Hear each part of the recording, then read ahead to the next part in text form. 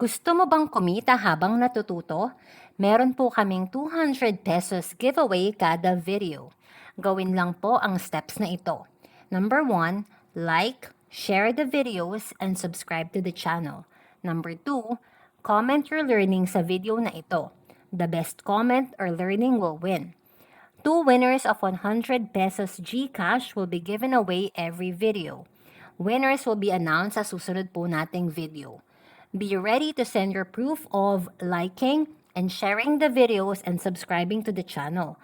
Number 2, proof of ownership of the YouTube account should you be chosen as a winner. Sali na to earn GCash today. Alam niyo ba na base sa research at survey nitong quarter 2 ng 2023 ay merong 43% na mga Pilipino or 11.3 million na household ay mahirap? Sobrang nakakalungkot na ganito ang sitwasyon ng marami nating kababayan. Malaking rason yan ay sa way ng pag-iisip nating mga Pilipino. Panahon na para baguhin para yumaman tayo. Here are 9 reasons why people stay poor. Number 1, they start tomorrow. Hindi nila agad sinisimulan ang mga kailangan nilang gawin para umunlad sa buhay. Yung mga dapat gawin nila agad ngayon ay ipapagpabukas hanggang hindi na natuloy. Meron ka bang kilala na nagsabing maghahanap na ako ng trabaho, magsisimula na ako ng negosyo, gagawa ako ng TikTok account para may side hustle ako, or magiging vlogger ako para may extra income, pero hindi naman natupad dahil laging pinapagpabukas at di na naitutuloy. Ito ay isa sa dahilan bakit sila mahirap. They don't start right away, and then eventually, wala na silang ginawa. Number 2, hindi iniisip ang future. Ang mahihirap, short-term lang ang outlook. Ano ang kakainin ngayon? Bahala na bukas. Mag-aanak ng marami nang hindi iniisip, kaya ko bang mapagtapos ng pag-aaral ang mga batang ito at hindi magaya sa mahirap na buhay na dinanas ko? Real talk lang po tayo, pero ganyan ang mahihirap. Mag-quit sa trabaho ngayon, bahala na kung magkakaroon ng trabaho sa susunod.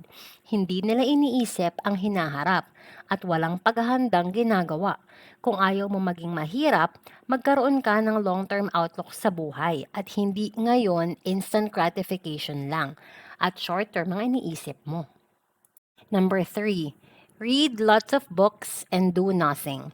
Bumili ng maraming libro sa finances pero walang action na ginawa after makakuha ng maraming learning. Para lang yang nag-enroll ka sa isang course or nag-training ka pero di mo naman pinerform yung mga natutunan mo. Kagaya ng nag-aral ka mag-bake para magtayo ng business pero never mo sinimulan ang negosyo na ito. Baliwala na marami kang investment sa learning pero di mo naman ini-execute ang mga learnings mo. Number 4, merong asawa or partner na walang financial goals. Meron kang asawa na hindi sumusuporta sa mga financial goals mo at worst, pinapagilty ka pa na ikaw ay nag-work para sa pamilya mo. It's true na ang asawa or partner natin sa buhay will make or break us. Kung ang asawa mo or partner mo ay walang pangarap sa buhay, siguradong ingredient yan sa pagiging mahirap nyo. Kaya siguraduhin mo na maging wais ka sa pagpili na makakasama mo sa buhay. Number 5, duwag ka.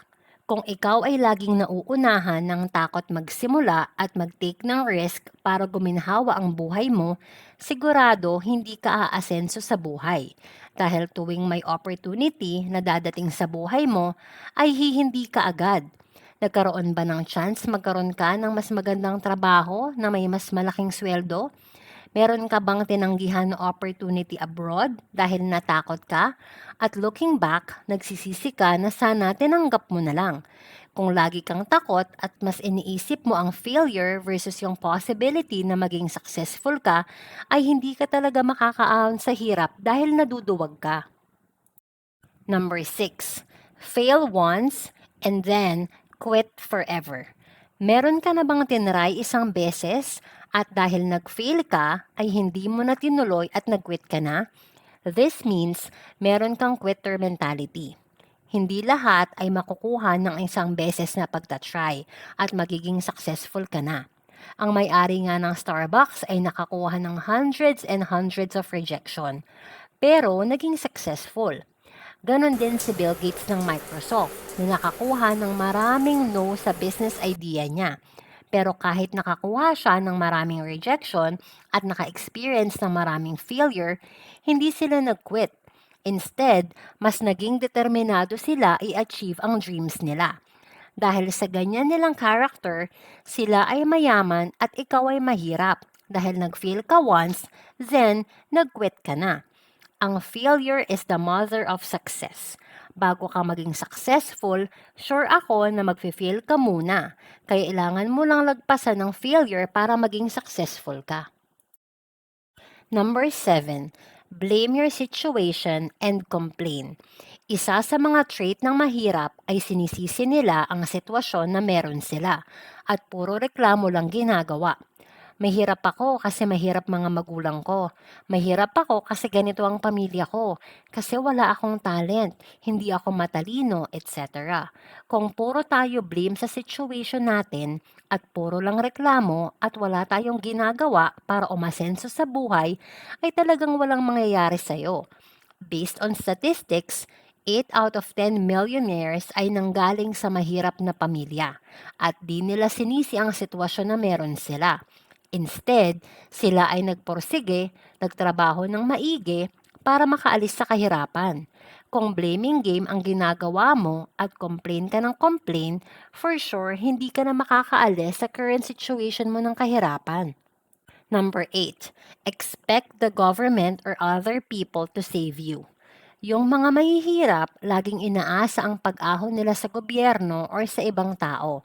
Napakaraming Pilipino ang hindi nagtatrabaho dahil nakaasa na lang sa benepisyo ng gobyerno na alam naman natin lahat na di sapat. Ang mga mahihirap din ay umaasa na lang sa ibang tao na iligtas sila sa kahirapan or i-provide sa kanila ang kanilang mga pangangailangan. Ito ay common na trait sa mga mahihirap na kung saan hindi nagbabanat ng buto at nakaasa na lang sa gobyerno at sa ibang tao. Kung ayaw mong tuluyan maging mahirap, huwag kang umasa sa awa ng gobyerno at sa tulong lagi ng ibang tao. Number 9, avoid discomfort. Kapag ikaw ay hindi nagtitake ng risk sa career or business mo dahil ina-avoid mo yung discomfort, panigurado hindi ka uunlad. Kung gusto mo maging progressive at yumaman, dapat you become comfortable with being uncomfortable.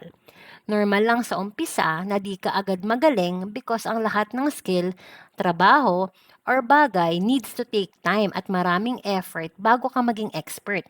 Parang si Heidelin Diaz, bago siya naging gold medalist, nag-exert siya ng maraming training hours, disiplina, para ma-achieve niya ang Olympic dream niya kasi walang pinanganak na magaling. It takes time, effort, at energy para maging magaling sa trabaho or sa negosyo. Ang mahihirap, ina-avoid ang discomfort. Pag di nila alam ang isang bagay, ina-avoid na nila agad ito at di pagtutuunan ng panahon at energy na maging magaling dito. Magnuno na agad sila sa mga bagay na uncomfortable sa kanila. That's it for today mga kaboss, mga kamama. I hope this will prepare you for your financial journey this coming 2024. Good luck!